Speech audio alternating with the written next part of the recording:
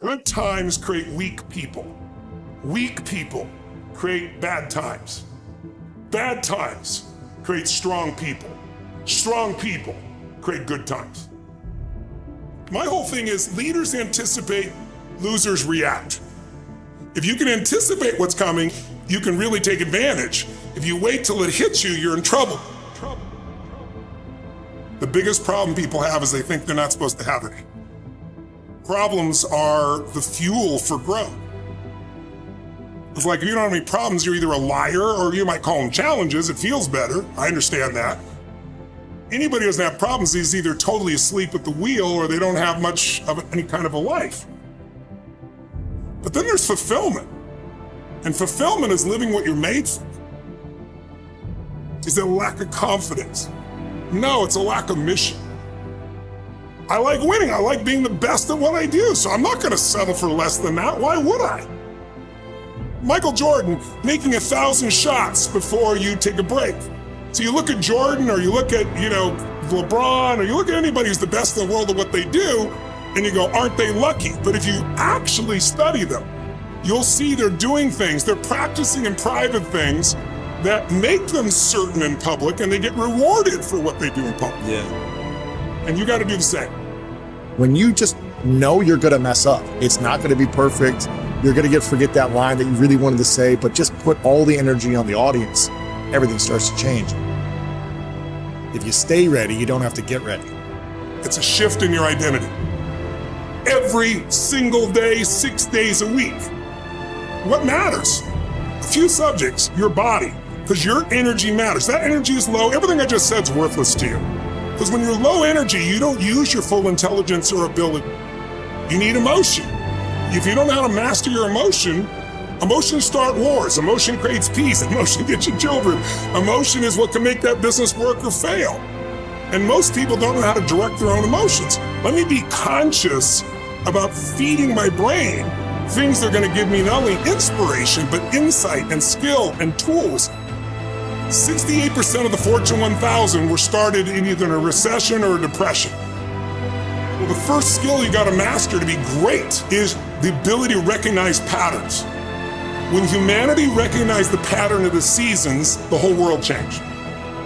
Because we went from hunter-gatherers trying to survive from place to place where we're exposed to everything, to wait a second, if we plant in the springtime, we protect in the summer, we reap in the fall, and then we hang on to some of that so we can live through the winter. That created communities for the first time, and then eventually cities and states and countries. So that changed the world. What'll change a person's life is when you realize there's also a set of seasons in your own life.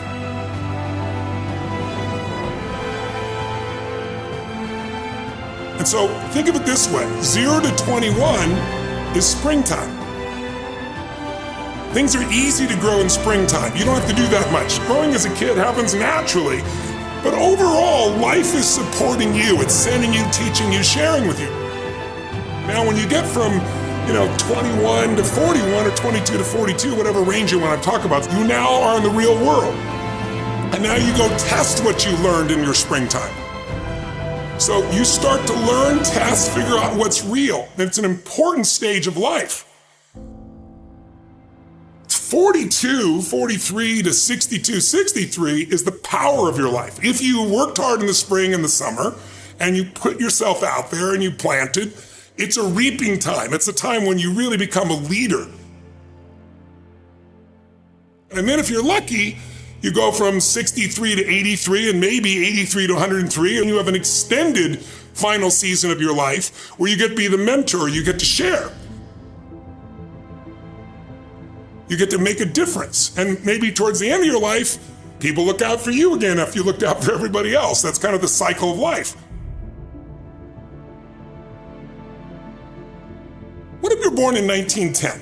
World War I ends, the world looks like it's a great place, new technology, cars, radio, and then what happens? An explosion of abundance, the roaring 20s. And so you're a kid, you're 14, 15 years old, and you're like, I can't wait to get a car, to go. But what happened when that person hit the next stage of life at 19, 20, 21 years old? As they came of age, it's 1929. And suddenly, people are jumping out of buildings, total depression, dust bowl, nobody's got jobs. It looks horrific, and it was horrific. But did they get a break? No, when they turned 29, it's 1939. It looked like the whole world was gonna end. Hitler was sweeping across Europe, bombing London. It literally looked like the world as we know it was over. This is what gives me great optimism for everyone watching here. Winter's not forever. No pandemic lives forever. Everything changes and everything ends. And the good news about winter is it's always followed by springtime. What follows the night? The daytime. What a cool way to set it up if you were God or the universe. The first thing I do every single morning is I go in freezing cold water. And when you jump in, it never feels good to go in, but getting out, you feel incredible. But I do it for a different reason. I do it to train my brain to say, when I say now, it means now. When I say go, we go. I don't stand there because it's cold and go maybe in a minute when I'm ready. But I always do it because I've trained my brain. This is how we work. And if you train your brain to do that every single day, then it'll do it on the more difficult and important things in life. But the essence of it is, I change my body radically, and I do 3 things to make sure that my brain is primed. And what I mean by primed is, most people think their thoughts are their thoughts, Lewis, and you and I know better. Most people just don't understand that you are being primed all the time, and unless you prime yourself, you're gonna be primed by the environment. So I wanna take control of my brain, so I do 3 quick things. 1, I take 3 minutes of those 10 minutes after I've changed my body, and I focus on 3 different events in my life that I'm grateful for. I usually pick 2 big ones and 1 small one. It could be as simple as a smile on my daughter's face, and it changes your biochemistry.